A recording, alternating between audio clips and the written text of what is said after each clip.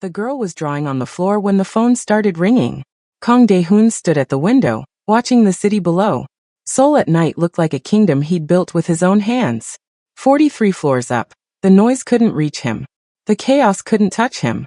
He controlled everything from up here. The private phone sat on the glass table. Black. Encrypted. Only 5 people in the world had the number, and 4 of them were already buried. It hadn't rung in 3 years. Now it was ringing. Dae-hoon turned his head slowly. His lieutenant Jaewon straightened near the door. The 2 enforcers in the hallway went still. The maid appeared in the kitchen doorway, hands frozen mid-wipe. The girl didn't look up from her drawing. She sat cross-legged on the marble floor, colored pencils scattered around her, sketching something Dae-hoon couldn't see from where he stood. 8 years old. Quiet. Invisible most days. The maid's daughter. The phone rang again. Dae-hoon's jaw tightened. He didn't move toward it. Power wasn't answering immediately. Power was deciding if the call mattered at all. 3rd ring. He took 1 step forward. The girl's hand stopped moving. Her pencil hovered over the paper. She didn't lift her head, but her entire body went still. 4th ring. Dae-hoon took another step. The girl dropped her pencil. Don't answer it. 3 words. Quiet. Calm. In Mandarin. Perfect native level, flawless Mandarin. Dae-hoon stopped mid-step. Jaewon's hand went to his gun. The enforcers exchanged looks. The maid's face drained of color. The girl still hadn't looked up. She just sat there, staring at her drawing like she'd said nothing at all. 5th ring. Dae-hoon's eyes locked on the back of her head. His mind spun through possibilities, each one worse than the last. The maid was from Busan. Korean. No foreign ties. No connections outside the country. She'd worked for him for 2 years and barely spoke unless spoken to. Her daughter had never said more than a few words in his presence. And now she was speaking Mandarin. Not broken. Not hesitant. Native. 6th ring. Dae-hoon's hand moved toward the phone. His fingers were an inch from the receiver when the girl finally turned her head. She looked up at him with eyes too calm for a child. Too focused. They're testing you, she said in Mandarin. If you answer, they'll know. Dae-hoon's hand froze. The girl held his gaze. No fear. No confusión. Just certainty. The phone rang a 7th time. Jaewon took a step forward. Boss. Dae-hoon raised 1 finger. Silence. The girl tilted her head, still watching him, still waiting. No what? Dae-hoon asked in Korean, his voice low and controlled. The girl blinked once. Then she switched to Korean, her accent flawless, her tone disturbingly adult. That you don't understand what they're saying. The phone rang an 8th time. Dae-hoon's pulse didn't quicken. His breathing didn't change. But something cold settled in his chest. This child shouldn't know Mandarin. She shouldn't know about tests. She shouldn't be sitting on his floor, speaking in 2 languages like she'd been trained for this exact moment. The phone rang a 9th time. The girl reached for her pencil and went back to her drawing. Her hand moved across the paper, steady and unbothered, like she hadn't just shattered the safest room in Seoul. You can answer if you want, she said quietly in Mandarin, not looking up. But they already think you can't hear them. 10th ring. Dae-hoon stared at the phone, then at the girl, then at the maid, whose hands were trembling against the counter. The phone stopped ringing. The silence that followed was heavier than any sound. Jaewon exhaled slowly. The enforcers shifted. The maid pressed her palm to her mouth. The girl kept drawing. Dae-hoon crouched down beside her, his shadow falling over the paper. She didn't flinch. Didn't stop. Just kept sketching like he wasn't there. Who taught you Mandarin? He asked in Korean. The girl added another line to her drawing. No one. Don't lie to me. She looked up then, meeting his eyes without hesitation. I'm not lying. No one taught me. I just listened. Dae-hoon's jaw tightened. Listen to who?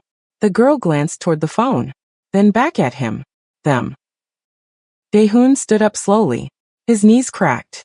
The sound felt too loud in the quiet room. He walked to the window and stared out at Seoul. The city sprawled beneath him like a map he'd memorized. Every district, every street, every person who mattered. He'd built this empire by knowing things others didn't. By hearing whispers before they became threats. By moving faster than his enemies could think. And now a child was telling him he'd been deaf the whole time. He turned back to the girl.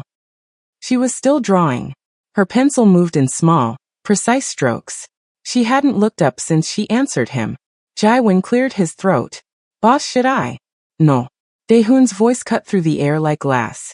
Leave her. The maid took a step forward, her voice shaking. Sir, I can take her to. Stay where you are. The maid froze. Her hands twisted together. Her eyes darted to her daughter, then back to Daehoon. Daehoon crossed the room and sat down on the couch across from the girl. He leaned back, spread his arms across the top of the cushions, made himself look relaxed even though every nerve in his body was firing. What's your name? He asked in Korean. The girl didn't answer. She added shading to whatever she was drawing. I asked you a question. Zara, she said quietly. Still in Korean. Still not looking up. Zara. Arabic origin. The maid had named her something that didn't fit either of them. Daehoon filed that away. How old are you, Zara? 8. And you just listen? That's all. Yes. To phone calls that aren't meant for you? She paused. Her pencil stopped moving. She looked up at him then, and for the first time, Daehoon saw something shift in her expression. Not fear. Not defiance. Pity. She pitied him. A laugh bubbled up in Daehoon's chest. It started low, then grew. He let it fill the room. Let it bounce off the glass and marble. Let everyone hear it. Jaiwan stiffened. The maid's face went pale. Daehoon laughed like he'd just heard the funniest joke of his life. Because this was absurd. A child. A maid's child. Sitting on his floor. Speaking Mandarin. Warning him about phone calls. This was the kind of thing that happened in bad movies. Not in his penthouse. Not in his world. He stopped laughing. Wiped his eyes. Looked at Zara with amusement still pulling at his mouth. You think you're helping me, he said. Zara didn't respond. You think because you know a few words in Mandarin, you understand what's happening. She went back to her drawing. Daehoon leaned forward. Rested his elbows on his knees. Studied her like she was a puzzle he'd already solved. Let me tell you something, Zara. I've been doing this for 20 years. I've survived wars you can't imagine. I've buried men twice your size who thought they were smarter than me. The girl's pencil kept moving. So when a phone rings in my house, I decide what it means. Not you.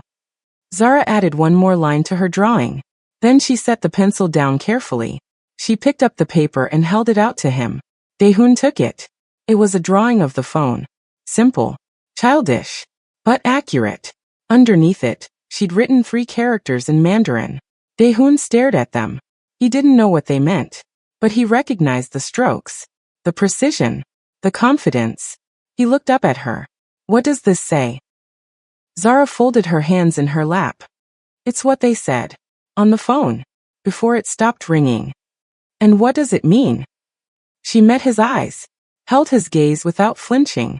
It means they're already inside. The room temperature dropped. Jaiwan's hand went to his gun. The enforcers moved into the room. The maid made a sound like a trapped animal. Daehoon didn't move. He kept staring at Zara. Kept searching her face for a crack. A lie. Anything that made sense. But she just sat there. Small. Certain. Inside where? He asked quietly. Zara tilted her head. Your circle. Daehoon's jaw tightened. You don't know what you're talking about. I know what I heard. You heard wrong. I didn't. Daehoon crumpled the drawing in his fist. He stood up. Towered over her. Let his shadow swallow her whole. Go to your room. Zara stood up slowly. Gathered her pencils. Didn't rush. Didn't scramble. She walked past him toward the hallway, her mother reaching for her with trembling hands. Daehoon watched her go. Watched the way she moved. No fear. No hesitation. Just before she disappeared around the corner, she stopped. Turned back. Looked at him one more time. They called again, she said in Mandarin. While you were laughing. Daehoon's blood went cold. He spun toward the phone. The red light was blinking. Voicemail. Zara disappeared into the hallway. And Kang Daehoon, the most powerful man in Seoul, stood alone in his penthouse, staring at a phone that had just outsmarted him. Daehoon didn't move toward the phone. Not yet. He stood there, fists still clenched around the crumpled drawing, watching that red light blink. Once. Twice. 3 times. Jaiwan stepped closer. Should I play it? No. Boss, if someone breached the line. I said no. Daehoon's mind was already moving. Calculating. The phone had rung 10 times. He hadn't answered. Someone left a message anyway. That meant confidence. That meant they knew he'd listen eventually. Or they knew he couldn't understand what they were saying. He looked toward the hallway where Zara had disappeared. The maid stood frozen in the kitchen, her hands gripping the counter so hard her knuckles had gone white. Bring her back, Daehoon said. The maid's head snapped up. Sir, please, she's just a child, she doesn't. Now. The maid's lips trembled. She nodded once and hurried down the hall. Jaiwan shifted his weight. You really think the kid knows something? Daehoon didn't answer. He walked to the phone and stared down at it like it was a live grenade. 20 years. He'd survived 20 years by trusting his instincts. And right now, every instinct he had was screaming that something was wrong. Not broken. Not obvious. Just wrong. Footsteps echoed down the hall. Small ones. The maid returned first, her hand wrapped around Zara's wrist. The girl didn't resist. Didn't cry. She just walked beside her mother like they were going to the store. Daehoon pointed at the couch. Seat. Zara climbed onto the couch. Her feet didn't touch the floor. She folded her hands in her lap and waited. The maid hovered nearby, her breathing too fast, her eyes too wide. Daehoon picked up the phone. Held it in front of Zara. The red light kept blinking. You said they called again. Yes. How do you know? I heard it ring. You were in the hallway. Sound travels. Daehoon's jaw clenched. Smart. Too smart. He pressed the button for voicemail and put the phone on speaker. Static crackled. Then a voice came through. Male. Older. Speaking Mandarin. Calm. Measured. Confident. Daehoon didn't understand a single word. He watched Zara instead. Her face didn't change. Her hands stayed folded. But her eyes sharpened. Focused. Like she was listening to a teacher give instructions. The voice spoke for 15 seconds. Then the line went dead. Silence filled the room. Daehoon kept his eyes on Zara. What did he say? She didn't answer right away. Her gaze drifted to the window. To the city below.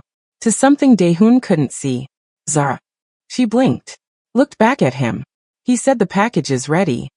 What package? I don't know. What else? He said the door is open. Daehoon's chest tightened. What door? He didn't say. What else? Zara hesitated. For the first time, she looked uncertain, like she was deciding whether to speak or stay quiet. Tell me, Daehoon said quietly. She took a breath. He said your name. The room went cold. Jaiwan's hand moved to his gun. The maid made a sound like a sob. Daehoon's voice dropped to a whisper. He said my name? Yes. In Mandarin? Yes. Say it. Exactly how he said it. Zara's lips moved. She spoke his name in Mandarin. The pronunciation was different. The tones were sharper. But it was unmistakably his name. Daehoon felt something crack inside his chest. Only 5 people had this number. 4 were dead. The 5th was in Beijing, running operations Daehoon had personally approved. No one else should know this line existed. No one. What else did he say? Daehoon asked. Zara looked down at her hands. He said thank you. For what? He didn't say. Daehoon's fist slammed into the table. The phone jumped. The glass cracked. Jaiwan stepped back. The maid flinched. Zara didn't move. Daehoon leaned down until his face was level with hers. You're lying. I'm not. You're hiding something. I'm telling you what I heard. Then why do you look scared? Zara met his eyes. Because you don't understand what he meant. Then explain it to me. She shook her head slowly. I can't. Why not? Because I don't know who he was talking about. Daehoon straightened. His pulse hammered in his ears. He wasn't talking about me? Zara's voice came out small, quiet, certain. No. He was talking to someone else. Someone who's already listening. Daehoon's blood turned to ice. He spun toward Jaiwan, toward the enforcers, toward the maid. 3 people in this room. 3 people who heard everything. Zara's voice cut through the silence. He said one more thing. Daehoon turned back to her. She looked up at him with eyes that had seen too much. He said you should check your left pocket. Daehoon froze. Slowly, he reached into his left jacket pocket. His fingers closed around something small, cold, metal. He pulled it out. A listening device. Brand new. Still transmitting. He stared at it. Then at Zara. The girl didn't smile. Didn't gloat. She just whispered 3 words in Mandarin. 3 words Daehoon didn't need translated to understand. They're already here. Daehoon crushed the device in his fist. The metal crumpled. Plastic cracked. The tiny red light died. He didn't throw it. Didn't curse. Didn't move. He just stood there, hand closed tight, feeling the broken pieces dig into his palm. Jaiwan pulled his gun. Boss, we need to sweep the entire. Don't. But if they're listening. I said don't. Daehoon's voice was quiet. Controlled. The kind of quiet that made men disappear. Jaiwan lowered the gun but didn't holster it. Daehoon opened his hand. The broken device fell to the floor. He stepped on it. Ground it into the marble with his heel, until it was dust and wire. Then he looked at Zara. She hadn't moved. Still sitting on the couch. Feet dangling. Hands folded. Watching him like she was waiting for him to catch up. How did you know? He asked. I didn't. Don't lie to me. I'm not lying. He told me to tell you to check. Daehoon's jaw worked. The voice on the phone told you I had a device in my pocket? Yes. Why would he do that? I don't know.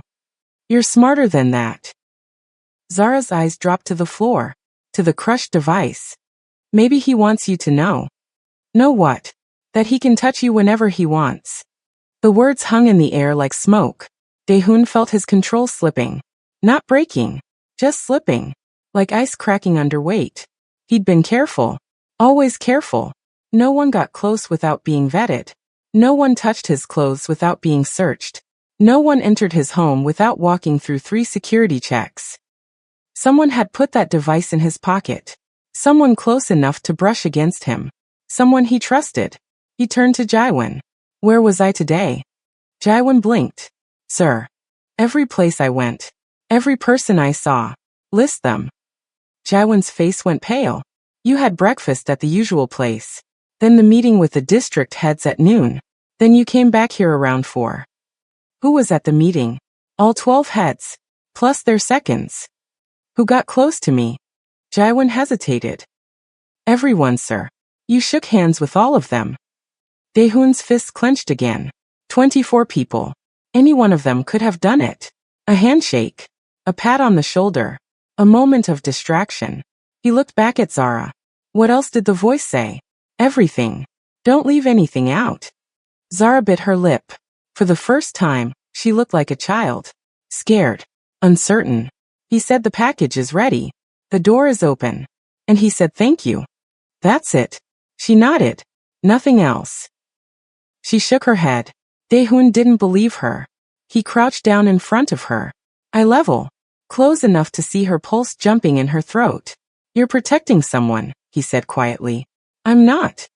Your mother, maybe. Is she involved? The maid gasped. No, sir, I swear I would never. Shut up. Daehoon didn't look away from Zara. Tell me the truth. Zara's hands tightened in her lap. Her knuckles went white. I am telling the truth. Then why won't you look at me? She looked up. Met his eyes. Hers were wet, but she didn't cry. Because you're going to kill someone, she whispered.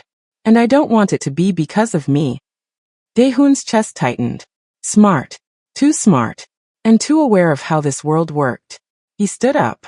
Turned away from her. Walked to the window. Soul stretched out below him. His city. His empire. Built on blood and secrets and men who knew when to bow. Now someone was testing him. Not with violence. Not with war. With silence. With a phone call in a language he didn't speak. With a child who did.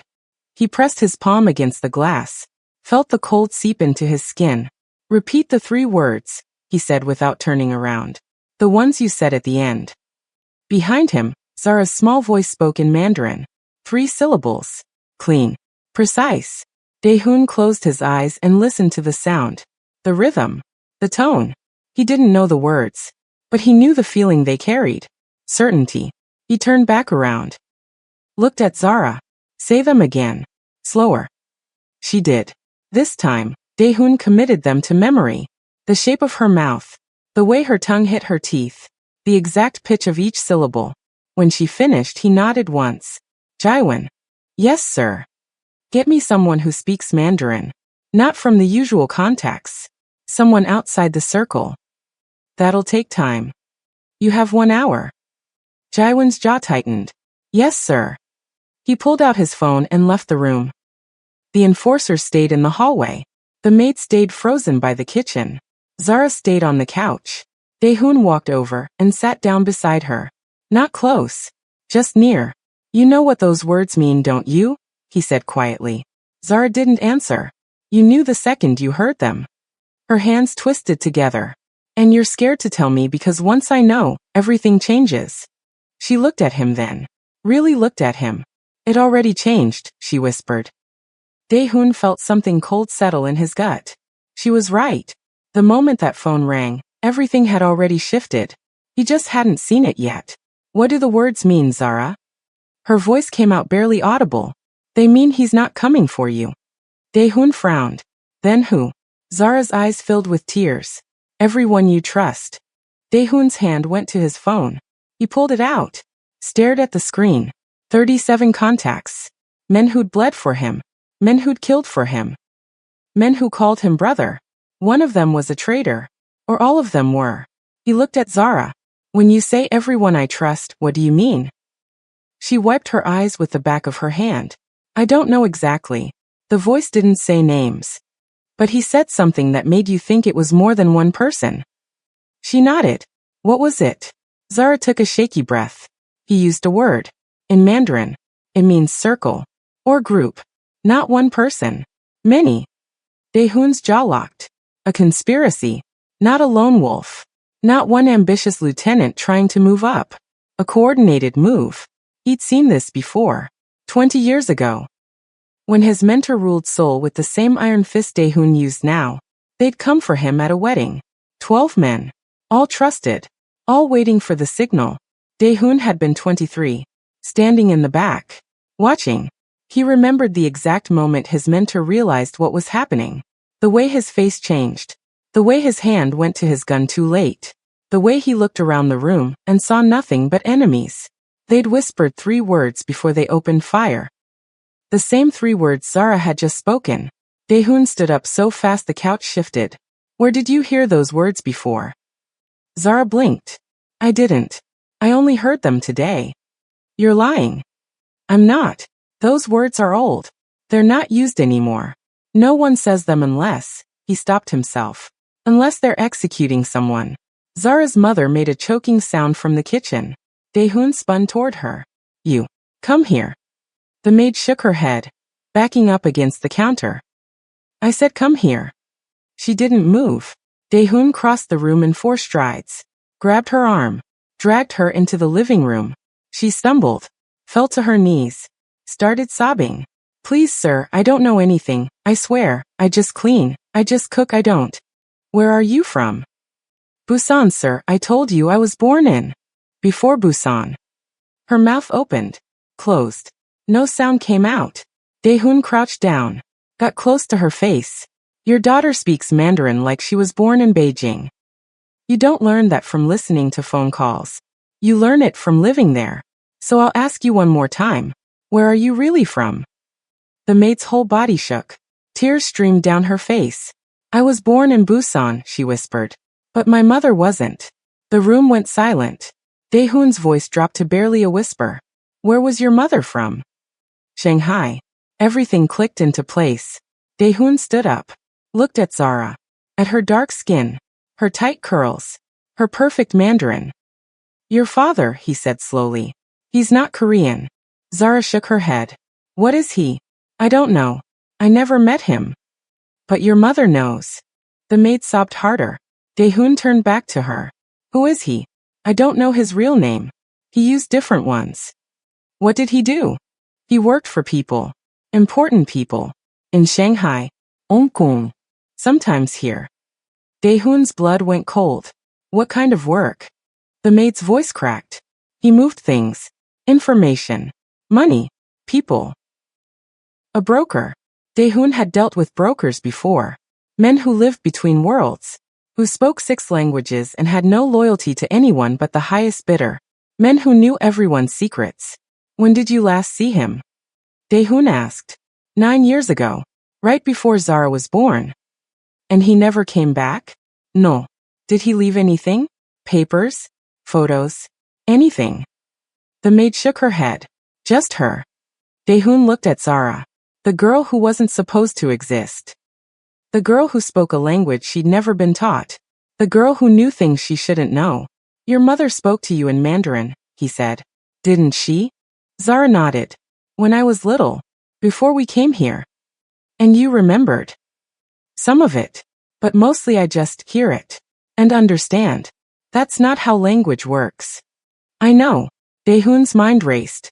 Genetic memory wasn't real. But pattern recognition was. If her father was a broker, if he'd spent his whole life listening to coded conversations, switching between languages, decoding threats, maybe she'd inherited something. Not words. Instinct. He sat back down on the couch, pressed his fingers to his temples. The voice on the phone, he said. Did he sound old or young? Zara thought about it. Old. Maybe 60. Did he have an accent? Yes. Northern Mandarin. Like Beijing but older. Daehoon's stomach dropped. There was only one man he knew who fit that description.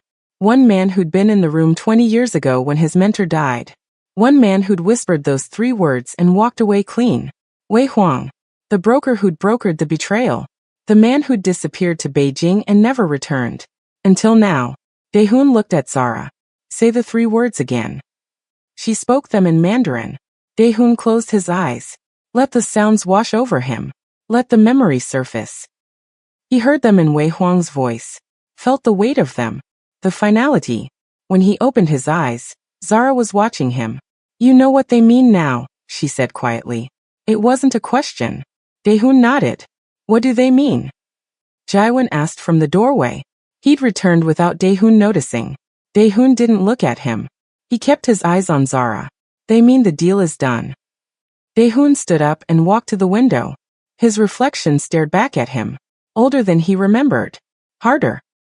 Behind him, the maid was still on her knees, crying into her hands. Zara sat on the couch, small and still, like she was trying to disappear into the cushions. Jaiwan stood by the door, waiting for orders that hadn't come yet. Daehoon pressed his forehead against the glass. The city blurred. How long have you worked for me? He asked without turning around. The maid's voice shook. 2 years, sir. And in 2 years you never mentioned your mother was from Shanghai. You never asked. I asked where you were from. You said Busan. I was born in Busan. That's not the same thing. Silence. Daehoon turned around. Looked at her properly for the first time in months. She was thin. Too thin.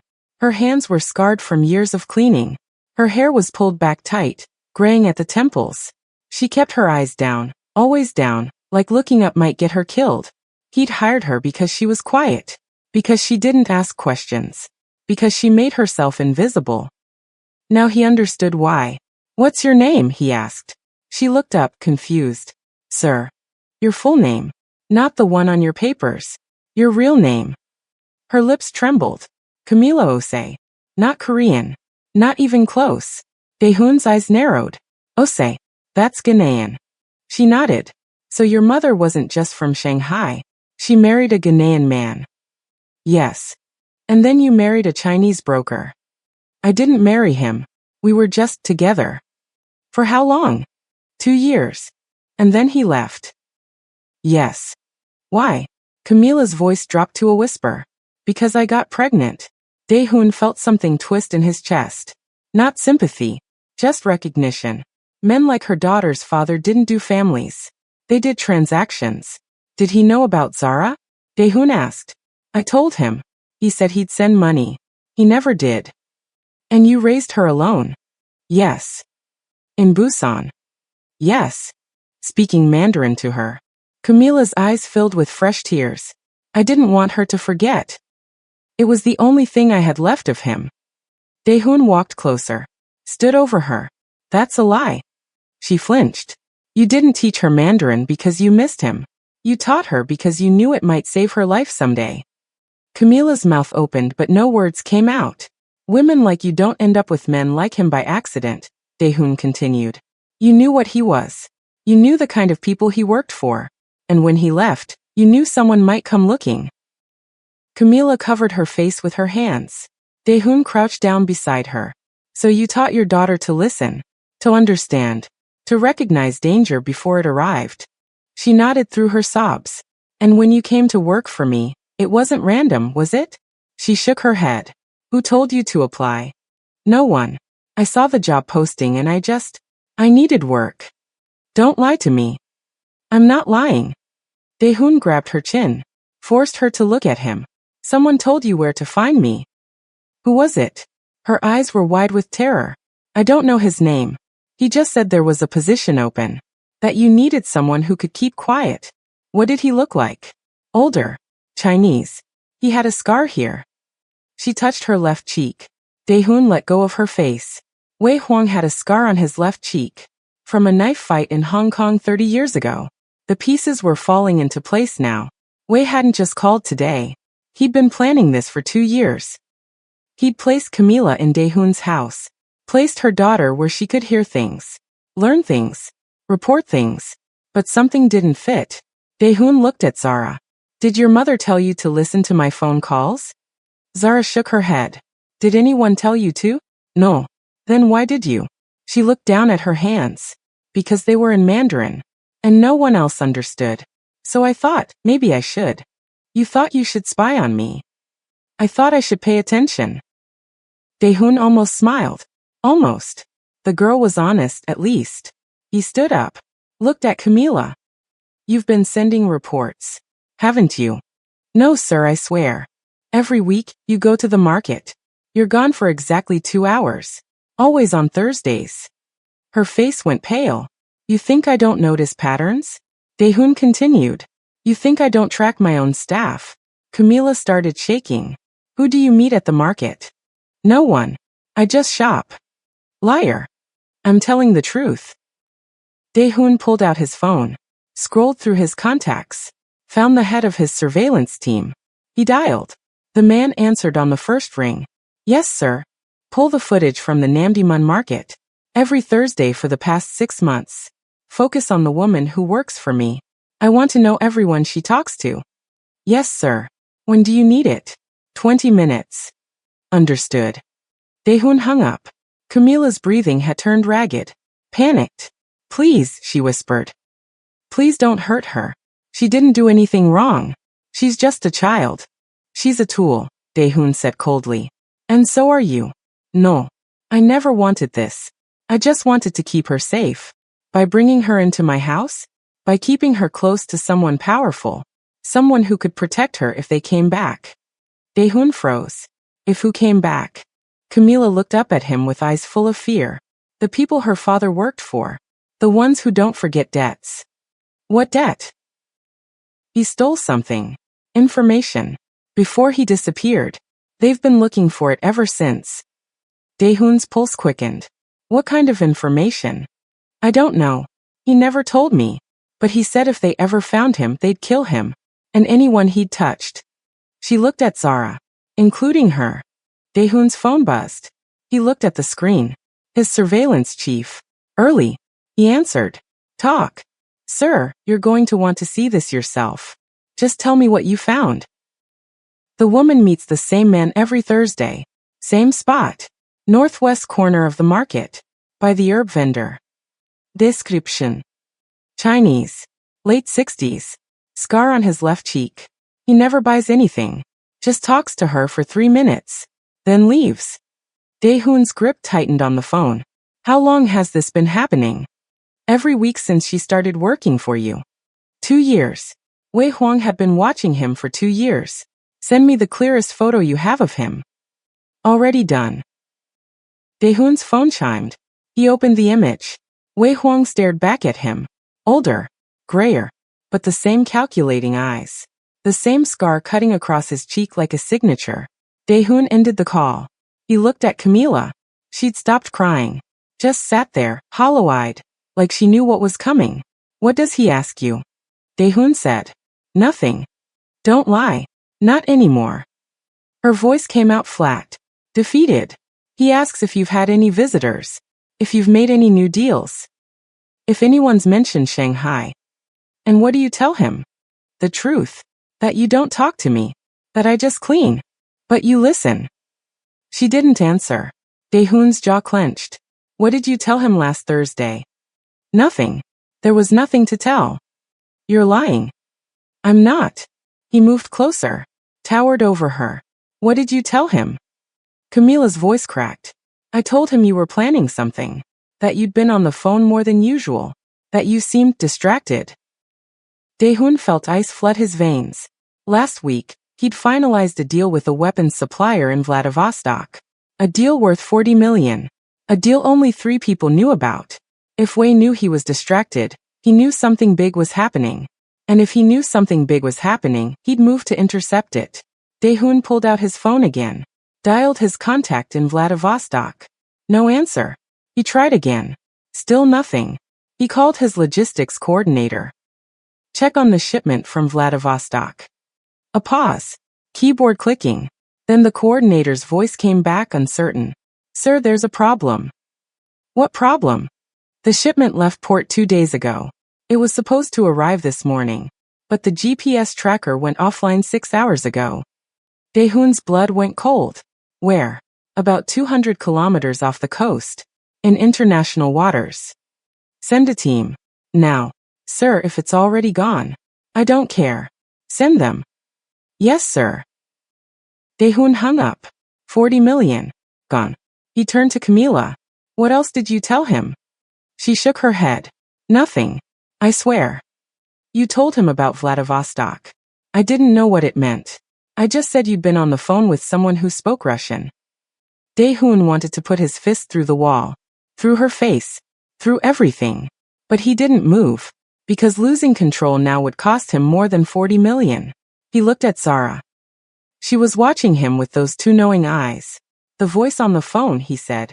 When he said the package is ready. He meant my shipment, didn't he? Zara nodded slowly. And when he said the door is open.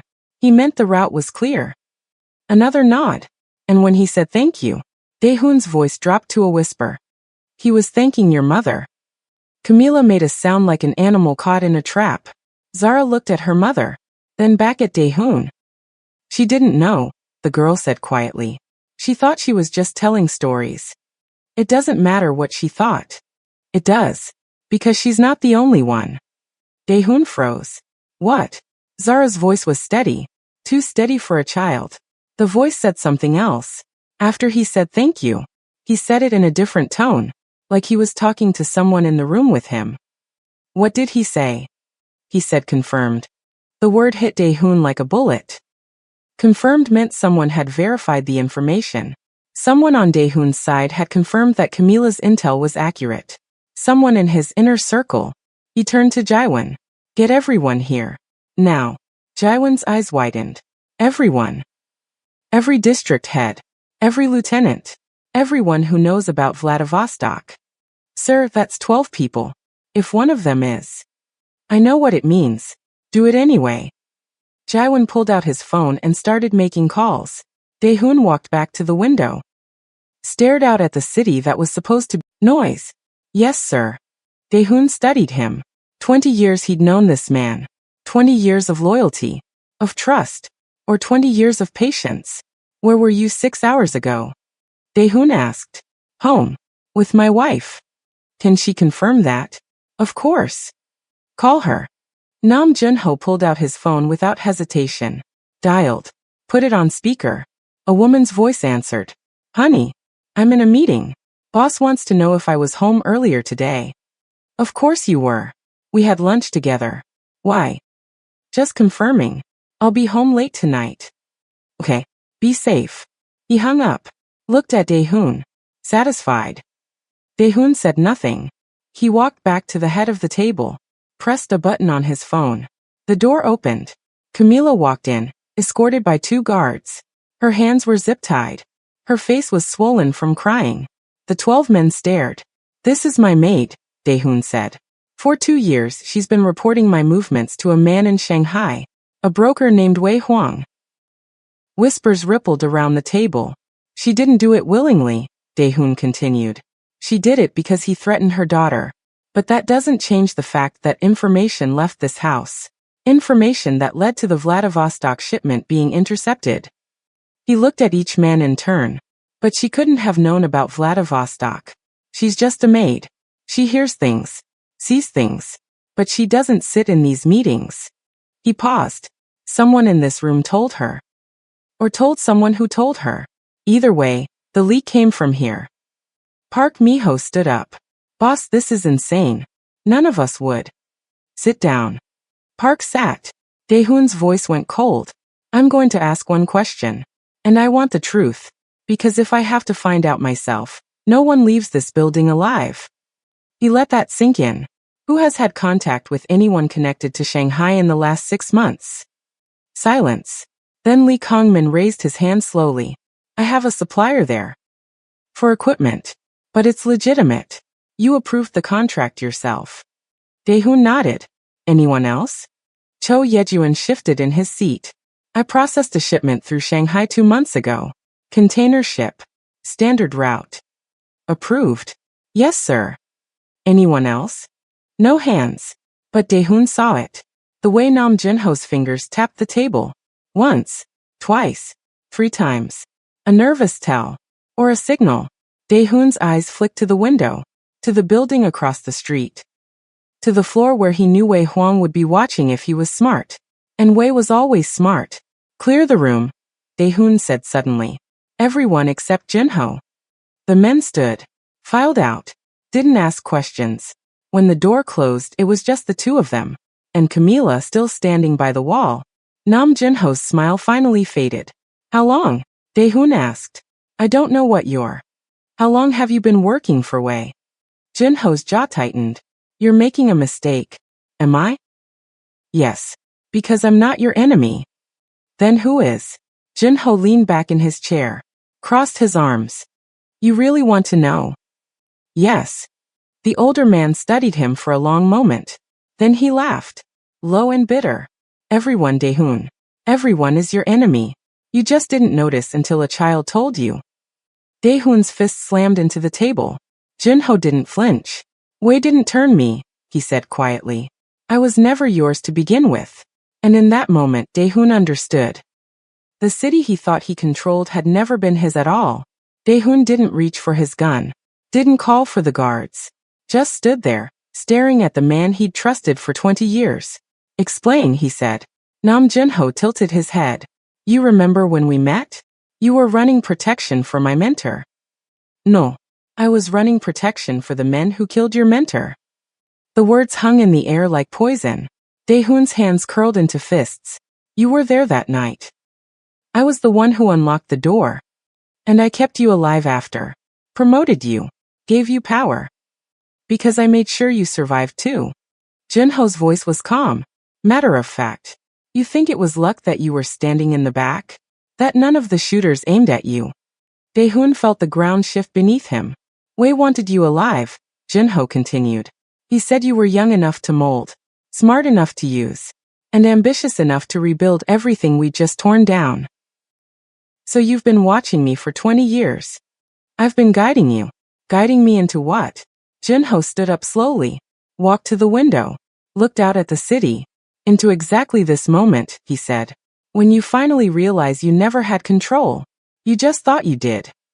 Daehoon's voice dropped to a whisper. Why? Because Wei doesn't want soul. He wants what flows through it. Money, weapons, information.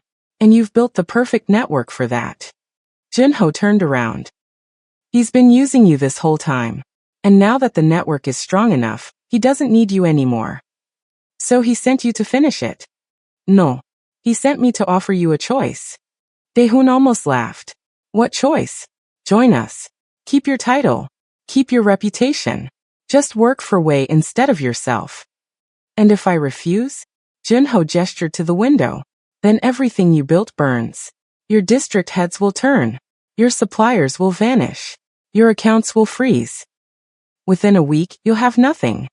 You think I can't fight back? I know you can't. Because everyone you'd call for help answers to someone who answers to Wei. Dae-hoon felt rage building in his chest. Hot and sharp. But beneath it was something colder. Fear. Because Junho wasn't bluffing. From the corner of the room, Zara's small voice cut through the tension. He's lying. Both men turned. The girl stood up from where she'd been sitting silently in the corner. Her mother reached for her, but Zara stepped forward. What did you say? Junho asked. Zara looked at him with those two old eyes. You're lying. Wei doesn't want him to join. Wei wants him dead. Junho's expression hardened. Kid, you don't know what you're talking about. Yes, I do. Because I heard the rest of the phone call. Dae-hoon's pulse quickened. What rest? Zara kept her eyes on Junho. After the voice said confirmed, he said something else. In Mandarin. Something you probably didn't understand because you were listening in Korean. Junho's jaw tightened. What did he say? Dae-hoon demanded. Zara's voice stayed steady. Calm. He said the old dog needs to be put down before he bites. The room went silent. Junho's hand moved toward his jacket. Dae-hoon was faster.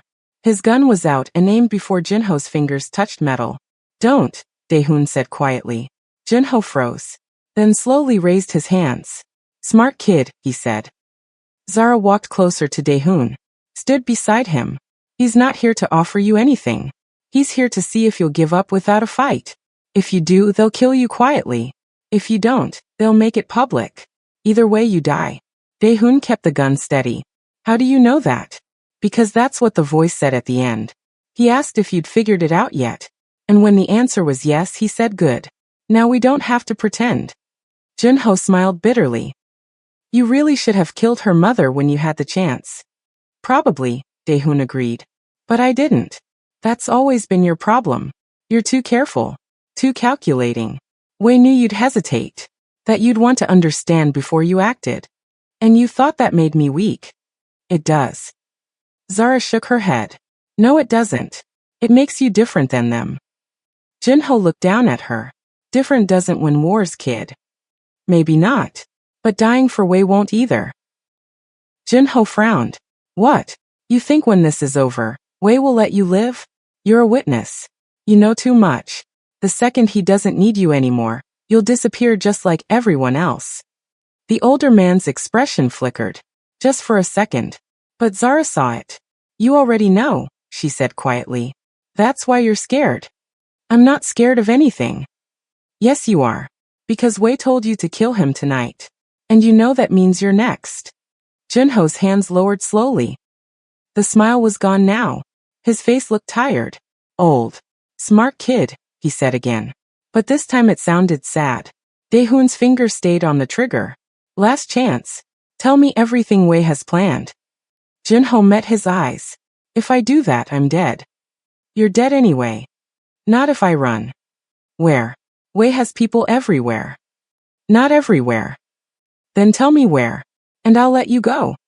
Junho laughed. A real laugh this time. You'd actually do that. I'm not Wei. I don't kill people for knowing too much.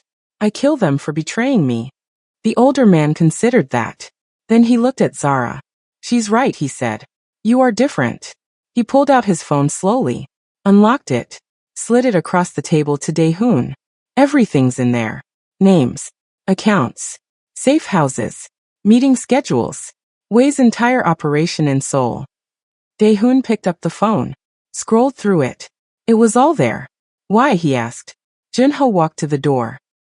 Stopped with his hand on the handle. Because 20 years ago, I made a choice. I chose survival over loyalty. And every day since then, I've regretted it. He looked back at Dae-hoon. Don't make the same mistake I did. Then he opened the door and walked out. Dae-hoon didn't stop him. He just stood there, phone in one hand, gun in the other, while Zara watched him with those knowing eyes. You're going to let him go? She asked. Yes. Why? Dae-hoon looked down at her. Because you were right. He's already dead. He just doesn't know it yet. Zara nodded slowly, like she understood. What are you going to do now? She asked. Dae-hoon looked at the phone. At the names. At the evidence of betrayal that went deeper than he'd ever imagined. I'm going to do what Wei doesn't think I'm capable of. What's that? He met her eyes. I'm going to burn it all down. Dae-hoon didn't sleep that night. He sat in his office, door locked, curtains drawn, and studied every file on Jinho's phone. 37 names. People he'd worked with. People he'd trusted. People who'd been feeding information to Wei Huang for years. Some were obvious. District heads who'd gotten too comfortable. Suppliers who'd survived too many close calls. Others hit harder. His accountant. His lawyer. His personal driver. Men who'd sat at his table. Who'd laughed at his jokes. Who'd sworn loyalty with blood. All of them working for Wei. Dae-hoon scrolled through meeting notes. Transaction records. Encrypted messages that Jinho had decoded. Wei hadn't just infiltrated his organization. He'd built a shadow network inside it. Every decision Dae-hoon made, Wei knew about it first. Every deal he closed, Wei took a cut. Every enemy he eliminated, Wei had approved. For 20 years, Kang Dae-hoon hadn't been running Seoul. He'd been managing it for someone else. The sun rose over the city. Orange light spilled through the gap in the curtains. Dae-hoon stood up, walked to the window, looked out at the empire that had never been his. Behind him, the door opened quietly. Zara slipped inside, still in her pajamas, barefoot. You should be asleep, Dae-hoon said without turning around. So should you.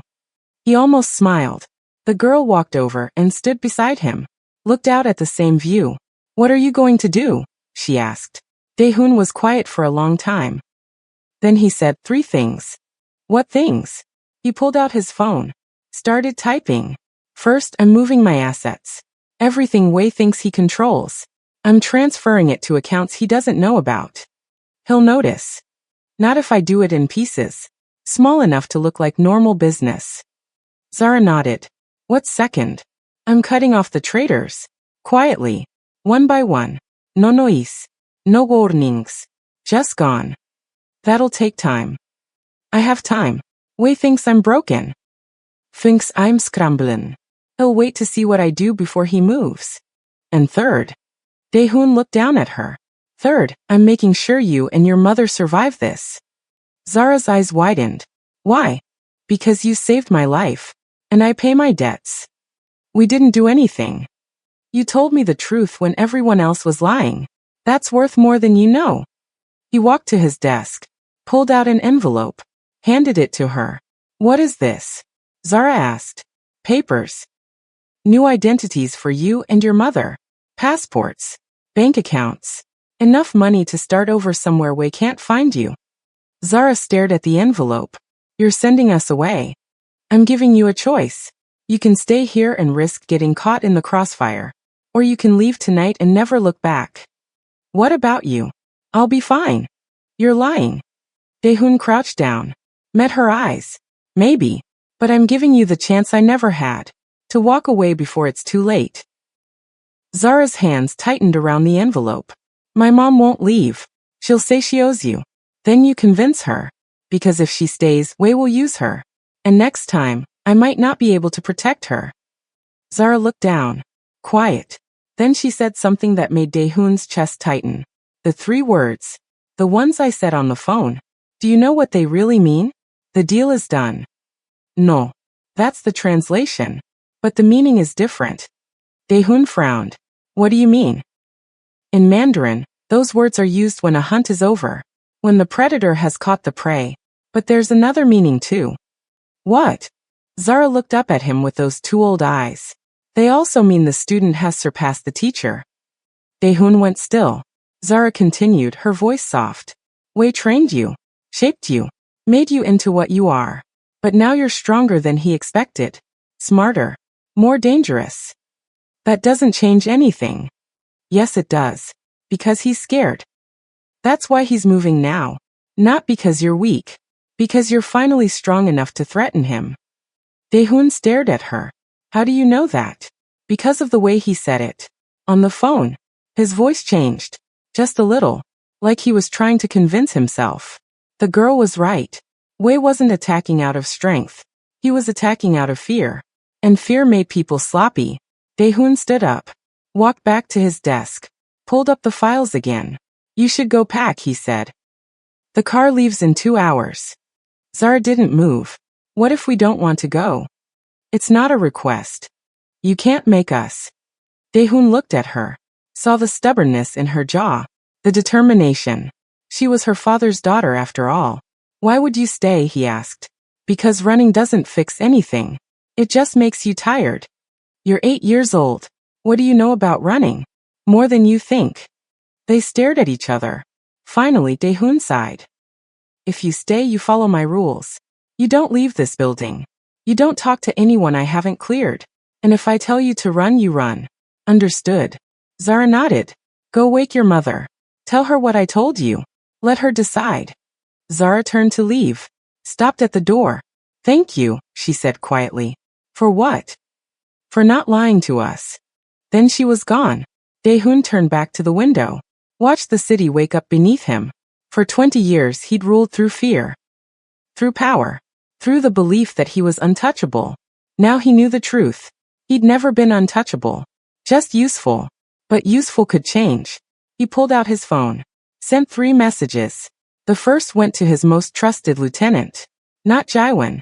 Someone deeper. Someone Wei didn't know about. Move the weapons cache. Burn the records. Disappear for 72 hours. The second went to his offshore contact in Singapore. Liquidate everything. Route it through the secondary accounts. Make it look like a loss. The third went to no one. It was just 3 words. In Mandarin. The same 3 words Zara had whispered. He didn't send it. Just typed it out. Looked at it. Then deleted it.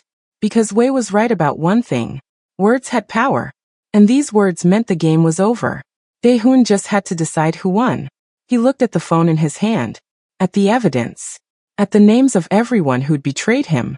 Then he made a decision. He wasn't going to fight Wei's war. He was going to start his own. 3 moves. Clean. Precise. Final. First move, protect the assets. Already in motion. Second move, eliminate the traitors. Silently. Surgically. Starting with the ones Wei trusted most. Third move, make sure the people who'd saved his life survived what came next. Not revenge. Strategy. Wei Huang had spent 20 years building a network in Seoul. Daehoon was going to spend the next 20 tearing it down. One piece at a time. Until there was nothing left but ashes and memory. He walked back to his desk. Sat down. Started making calls. Outside, the city gleamed in the morning light. Beautiful. Deadly. Unforgiving. His city. Not because he owned it. Because he understood it. And understanding was the only power that mattered. In the hallway, Zara stood with her mother, listening to Daehoon's voice through the door. Calm. Controlled. Dangerous. Her mother squeezed her hand. We should leave. While we still can. Zara shook her head. He needs us. He's a killer, baby. He doesn't need anyone. Yes, he does. He just doesn't know it yet. Camila looked down at her daughter. At the girl who spoke languages she'd never been taught. Who understood things she shouldn't understand. What are we supposed to do? She whispered. Zara looked at the door. At the man behind it who'd chosen truth over comfort. We listen, she said. And when the time comes, we tell him what he needs to hear. And what's that? Zara's voice was soft but certain. That winning isn't the same as surviving. And sometimes the strongest thing you can do is walk away. Her mother pulled her close. Held her tight. In his office, Daehoon ended another call. Crossed another name off the list. The phone rang. Unknown number. He answered. Wei Huang's voice came through. Smooth. Confident. Speaking perfect Korean this time. I hear you had an interesting night. Daehoon didn't respond. Junho was supposed to report in. He didn't. Should I be concerned? That depends. On what? On whether you're ready to lose. Wei laughed. Lose? I've already won, Daehoon. You just haven't accepted it yet. You're right. I haven't. Then let me make it clear. Walk away now. Keep your life. Lose everything else. Daehoon looked out at the city. At the empire that had never been his. No. Silence on the other end. Then Wei's voice came back. Colder. Then you've made your choice. So have you. The line went dead. Daehoon set the phone down. Leaned back in his chair. 3 words echoed in his memory. Not in Mandarin. In his own voice. The deal is done. Not Wei's deal. Is. And for the first time in 20 years, Kang Dae-hoon smiled. Not because he'd won. Because he'd finally stopped playing someone else's game.